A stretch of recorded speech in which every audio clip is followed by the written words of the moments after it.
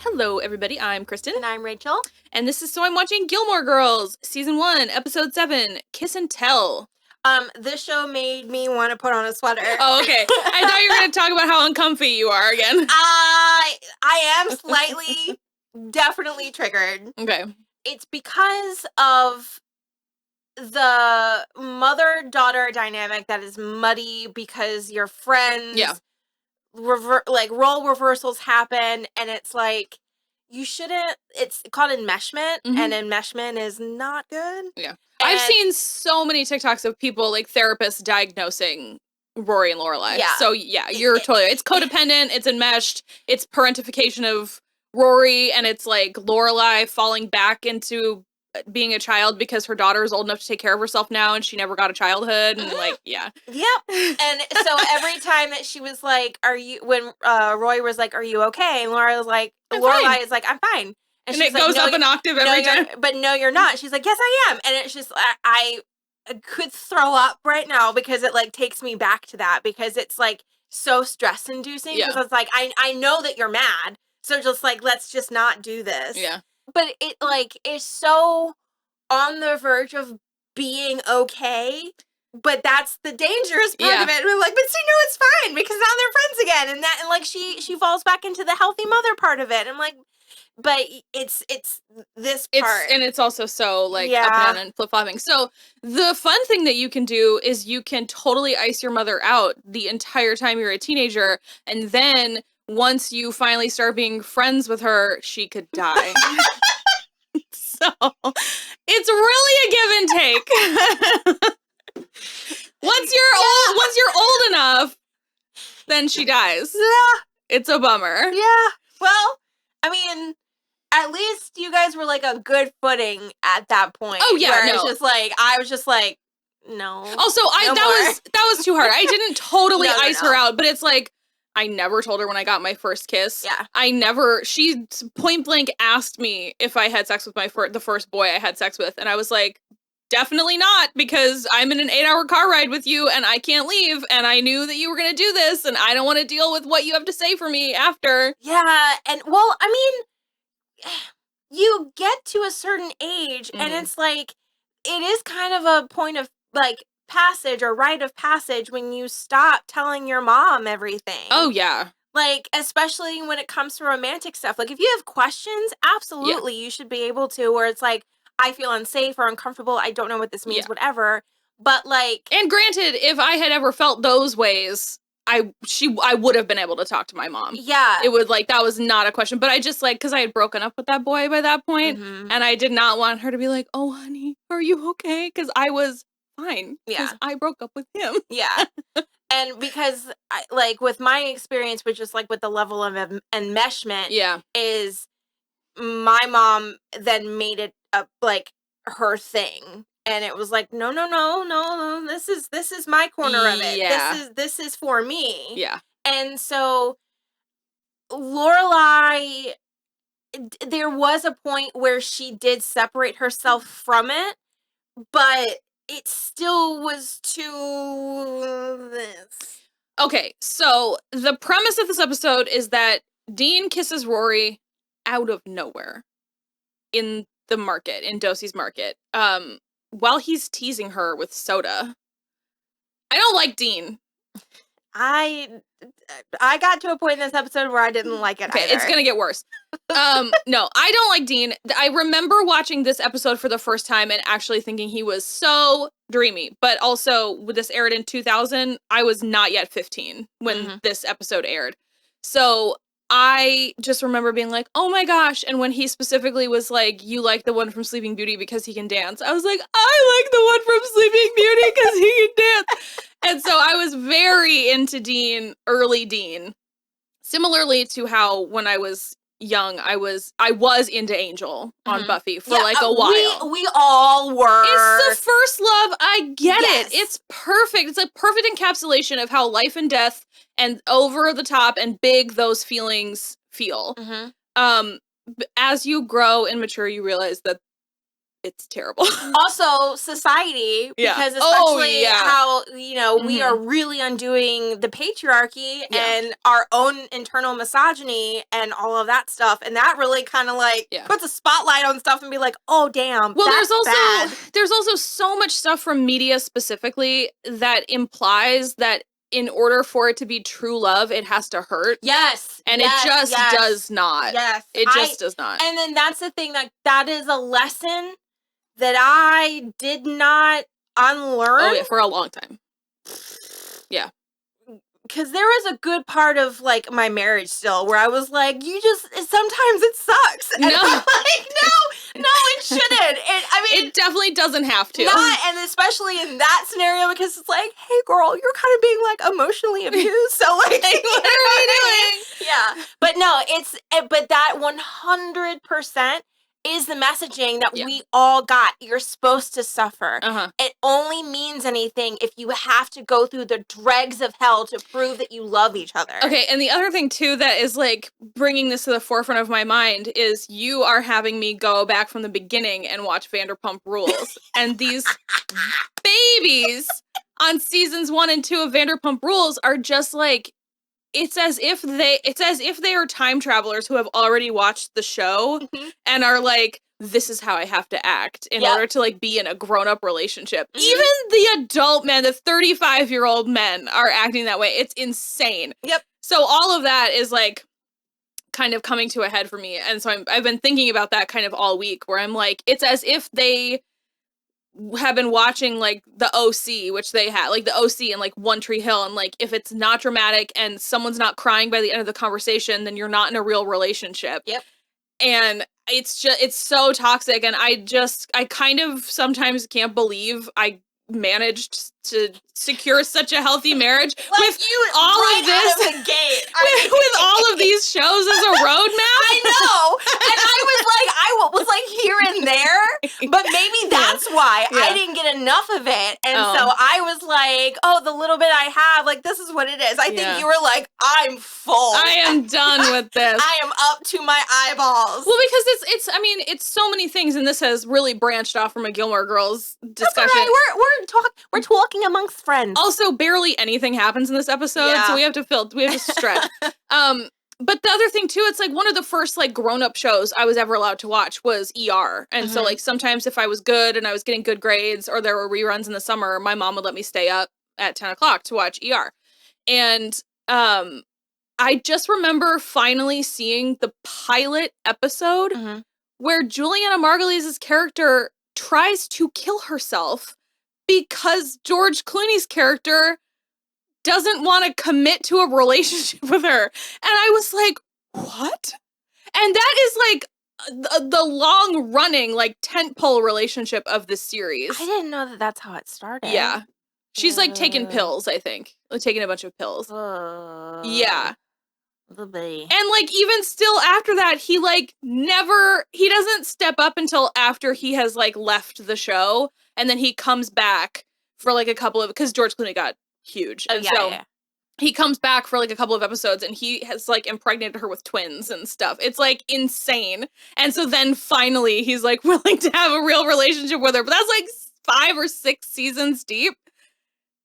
It's crazy. So it's like, that's the kind of stuff where it's like from my earliest memories of watching television for adults. And then all of the television, like, focused on teenagers. Where I just mentioned to you the other day, because we were talking about something else prior and I didn't really remember how to nail it into what we were talking about.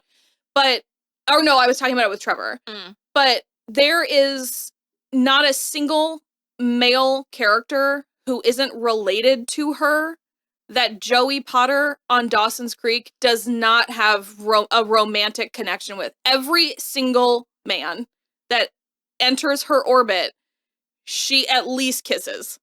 And it's just like, that is so weird and damaging for girls, especially if you don't have the media literacy to, like, recognize what's being done is inappropriate. Yeah.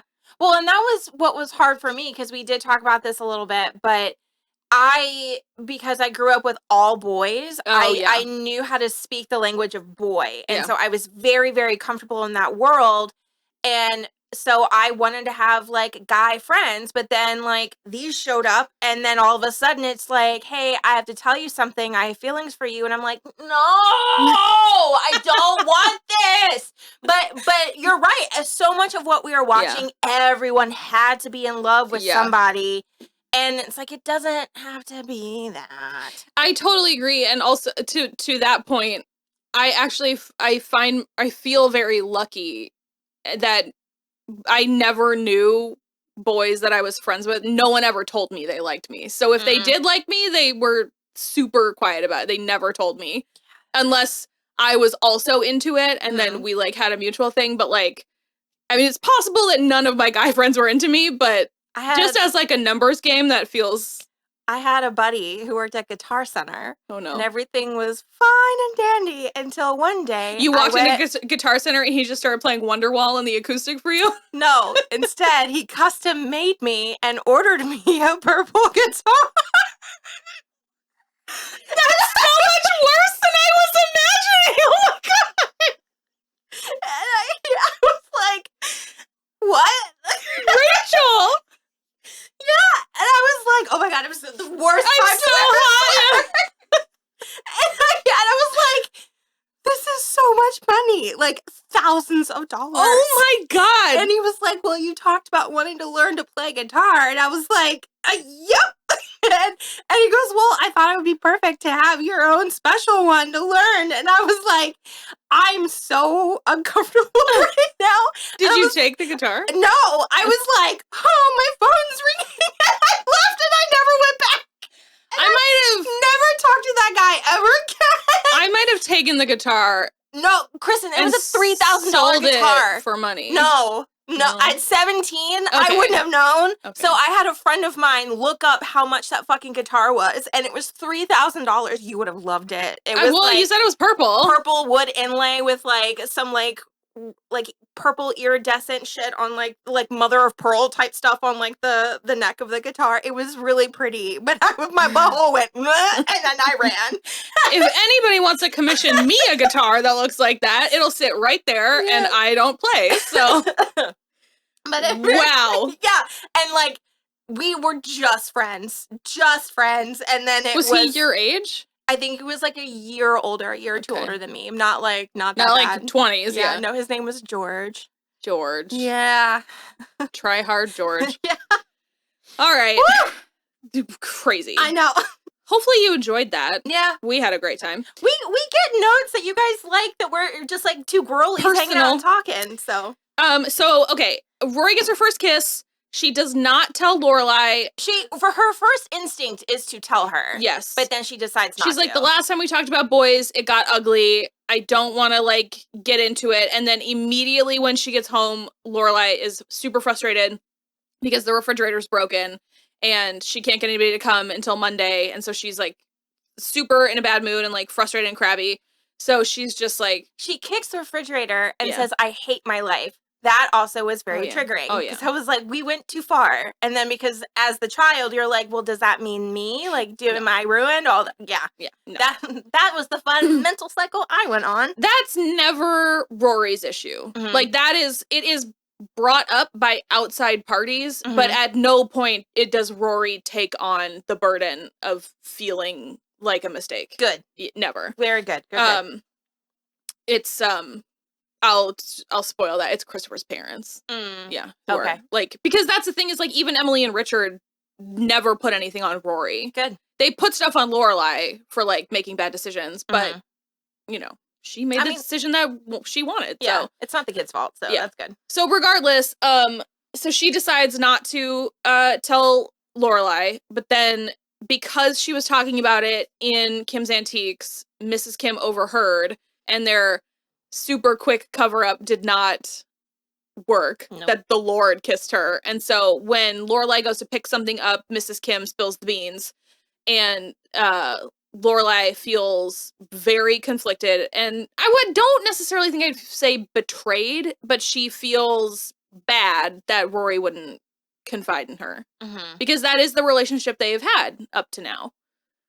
I don't know. She kind of had, like, a sprinkle of feelings of betrayal. I mean, I think a sprinkle, Mhm. but like, you know, like a cocoa sprinkle on your latte, not like the sugar you put in your latte. Yeah. Yeah. Not like too much. Yeah. So, also Rory and Lane are working the like Thanksgiving booth as pilgrims. Listen, Stars Hollow goes hard for Thanksgiving. Goes hard. Can't wait for your first Founders Day. Yay! It's in. I don't know what it is, but yay! So I did love Lorelai trying to get her to like confess by talking about General Hospital. Yes, and the Luke that she Lucky, sorry, that she was talking about. I was watching General Hospital Yeah. during this time, and that Lucky was so hot. I was never a General Hospital girly. I was an NBC soaps girly. So I was Days of Our Lives and Passions. Guiding Light was my first one that I picked, and then I would also watch Days of Our Lives, and then my stepmom watched General Hospital. Gotcha. So that obviously doesn't work. And then she decides, well, she goes over to like just spy on Dean at the market, which I think is also really funny. And then she gets Luke kind of like in on it. Okay, can we just sidebar real quick? Sure. Luke's arms are so great. Yeah. He's got that one vein. Yeah. Scott Patterson's hot. Jesus. And I love his vibe in this one with the flannel, but then like the puffy vest over top of it. Yeah. Doing things to and for me. Yeah. Proceed. I love Luke's attitude right now about Dean, where he just is sort of like, oh yeah, good for Rory. Like, whatever, yeah, he's cute. Look at him. You know, it's just like very cute. And Lorelai is, look how he handles those lemons. It's very, look at that bitch over there eating cracker. It's super fun. So, after that, basically, Lorelai decides to just confront Rory and just is like, hey, kissed any good boys lately? And she's like, oh, man. And it's like, I think that's what I like so much about it, is that it's actually not like a really fraught resolution of the situation. I'm glad that Lorelai decided to approach it that way. She made the adult decision to just be like, hey, I know. And it's like, she's like, well, Mrs. Kim told me, but you know the whole town knows, right? Like, there's no secret anymore. And that sort of, like, Marx Brothers or, like, Abbott and Costello, like, revolving door of townspeople that just keep coming to the door after the movie night. But, yeah, I mean, Rory admits that she's like, I just didn't really know how to tell you, and it was, like, awkward and, like, all this, and, you know, I think it's nice. And Lorelai does do the, like, it's fine. Yeah. But, you know, it's an immediate reaction. I think it's fine. So they decide to go have a movie night. And so they go to the market to pick up snacks. This is a running theme. They are always buying candy and snacks and too much junk food. And they, you know, they weigh 35 pounds. What's that like? It's a whole thing. I had a great time during quarantine and it has never left. Yeah. It's fine. Who cares?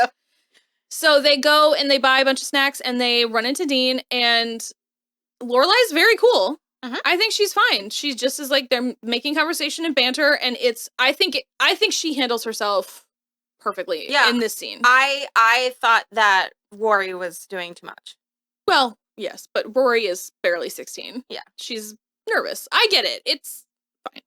So, Rory goes to get the movie, and Lorelai's gonna go get coffee, and they have also forgotten their red vines. So Dean comes out, and then Lorelai invites him over for the movie, but without having talked about it with Rory. Good, bad, in between. That's overstepping. It's overstepping. Yeah. But I think the way that she presented it to Dean was good. No, and okay, so it's overstepping, but I also kind of like it because it is an easy way, because knowing her daughter's never liked a boy like this before, so she knows, I think she knows that Rory going on a first date would probably be too much. Sure. So as like a general hang or whatever with like effectively a chaperone, it makes it a little bit easier. And so Rory will know what it will be like to hang out with Dean after. I agree. So it's overstepping, but like in a good way. Yeah, but I think it's fine. And I think the way she presents it as like, yeah, I mean, you guys are friends. Just come over and like hang out and we'll watch this movie. And they're watching, you know, Willy Wonka. It's not like a huge deal. So Rory flips out. She really does. Which, I think is mostly fine because of what you said. It's kind of overstepping. And she keeps on being like, I don't want to hang out with him with my mother. Like, what a weird thing. And the whole thing they get into about Lorelai acting like Emily is too far for me. Because I don't think she is acting like Emily. No, I don't think so. It'd be one thing if, like, this was a guy that Lorelai had picked out for Rory. Right. That would be more Emily-esque. So I think that Lorelai takes it a little too far. Yeah. Where she's like, oh, I'm my mother. And it's just like, no, man, that's not, like, the vibe is the same. If, like, you were trying to go on a date and Emily was there, it would be weird. Yeah. Like, that would be weird. So anyway, the movie night mostly goes fine. Lorelai goes to get more popcorn at one point and then comes back, but they are just like talking amongst themselves. So she decides to stay in the kitchen and let them be alone together, which is cute. Except Dean says that he would pick watching Boogie Nights with Lorelai in the room. Probably because it's like, well, I don't know. He's dumb. He's probably trying to be like, I know movies. The Dean that is written still in this episode is not the Dean we come to know. Okay. This Dean has pop culture knowledge. Okay. That does not continue. Okay. It's almost like night and day at a certain point. Weird. It's super bizarre. It's super weird. And it's kind of early. So, like, I don't know why it was so early. Huh. If they were, like, prepping for their they break up. So if they're prepping for their breakup, it's just weird how early it starts. But in this one, he's like Nico Case and Pink Moon and like Boogie Nights, Paul Thomas Anderson, and I'm just like, who's this guy? Where does this guy go? Like, it's pretentious, but at least it's like a personality, and he like fits in there with them. Yeah. Eventually, it's monster trucks. What? Yeah. He's from? Okay, I would Chicago, but I'd be like, what suburb are you from? Because that's usually the first question when someone says, I'm from Chicago. So I think he's actually from Chicago, because he talks about the trees in Stars Hollow. So he likes the trees. So then why are you into monster trucks? I've been to a monster truck show, but I grew up in BFE, middle of nowhere. Where in Connecticut are you going to monster trucks? No, they're having to drive to like a convention center in another state. Somewhere in Massachusetts? Yeah. Okay. Regardless, it's all going okay. But then Rory freaks out because Lorelai hasn't come back. So she goes to talk to her in the kitchen and she's freaking out again. And she mentions that she said thank you after she kissed Dean, which I think is very cute because it is such a weird thing to say after. But Lorelai just like, that was very polite. I think it's cute. It's such a 16-year-old girl thing to say. We have all been there. We've all said or done something so stupid after like a date or a kiss. So okay, I'll do one more personal story because this is getting long, and then we'll finish the episode. So when I went to college, there was the Citadel, which is a military college, like right next door. And so we hung out with a lot of the cadets. And there was one, and he was so fine. He was like, probably, sorry, babe, you're editing this. Probably the hottest dude I've ever kissed. And we only kissed because we were on our way to a party and I was driving because they're not allowed to have cars. Not until they're upperclassmen. So I was driving and we got there and he started kissing me and I was like, this is great. Definitely more kissing. But then he like tried to ask me a question or something or like asked something. And I was like, well, maybe if you didn't have your tongue down my throat, I could like answer your blah, blah. And he never kissed me again. Oh no. And I was like, I really shot myself in the ass with that one. Yeah, I said, let me remove your tongue and stick my foot right in there. Oh, yeah. So that was a bummer. I've said a lot of dumb stuff. I can't think of anything like after kissing, if I've said anything dumb. I had a gal pal of mine kiss me, and then I was like, huh? And then, because she was a lesbian, and then she was like, if you ever come out, you know, let me know. And I was like, you'll be the first one I call. Yeah, you will be the first to know. Yeah, and then I was like, okay, bye. Because I was like, I don't know what happened. Yeah, so, basically, the episode, it does not end right after that, because Lorelai and Dean have a really fucked up scene. I hated every minute of that. Okay, there's also, in certain sections of the fandom, there is, like, a lot of talk about how, like, weird and sexual the chemistry between Lauren Graham and Jared Padalecki is sometimes. It's really bizarre. You know what I was wondering? If when Dean was talking to the neighbors and Lorelai came over and she was like, "Oh, we met your young man or whatever," I was like, "Are they gonna think that he's there for her?" No. I kind of panicked for a second, but it's probably because like the chemistry between them. It's weird. It is weird. It's weird. So it pops up like every now and again, and it's really bizarre, and you just have to kind of gloss over it that like Lauren Graham has electric chemistry with the fucking wall with all men. Yeah. So, so she basically, Rory goes to wash her face, and Lorelai goes back in and she's like, hey, it's kind of a shovel talk. She's like, you need to know that this town is different and Rory is different. And if you hurt her, the whole town is gonna come at you and you need to be prepared for that. And he just fucking comes right back at her. So he like goes to say something and she goes, do not interrupt me when I'm speaking. Yeah.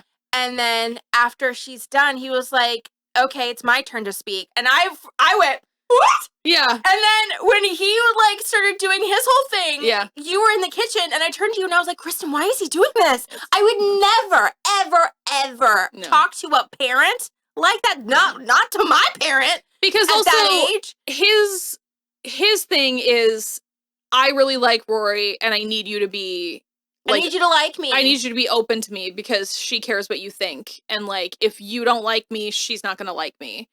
And Lorelai is like, Rory's her own person. He's like, yeah, but like, you are the most important person in her life. And if you're against me, I don't have a shot.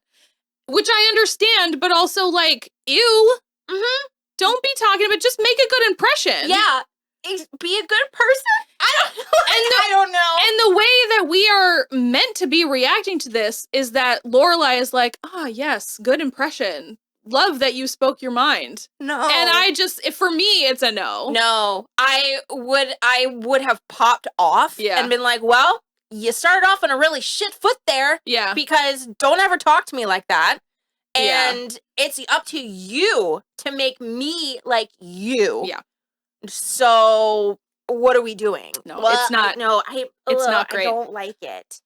You guys, she's gonna hate Dean so much. So if there's more Dean haters watching this, you're gonna have a good time. If you're a Dean lover, you might need to pick your episodes. Because especially if he's gonna push back like that. Ooh, I'm not. So he stops pushing back against Lorelai, but he starts pushing back against Rory. No. Yeah. Oh goodness. Yeah. All right, so no Emily and Richard in this episode. No. But still a pretty good one. And at the end of the episode they kiss and then Dean says thank you. And it was cute. It's cute and it's sweet. But yeah, so we will be back with episode 8. Quick question though. Are you a Red Vines or Twizzlers person? I actually don't know if I've ever had a Red Vine. But I do like Twizzlers. I'm willing to give Red Vines a shot. I had Red Vines in California because they are really popular in California. I'm a Twizzlers gal. Okay. Red Vines were just very. I actually really like the like cherry pull and peel Twizzlers. Yeah, those are titties. Those are the best ones. Yeah, no, Red Vines just felt it tasted more like plastic. Interesting. Or tasted more waxy. Okay, interesting. So I did not vibe. So I'm a Twizzlers gal all the way. Maybe buy a box sometime and test it out. Yeah. Only commit to the one box though. Don't do like a whole big thing. Just one. All right, we will be back with the next episode next week, and you can let us know what you think, like and subscribe, and that's it. Yep. Bye. Bye.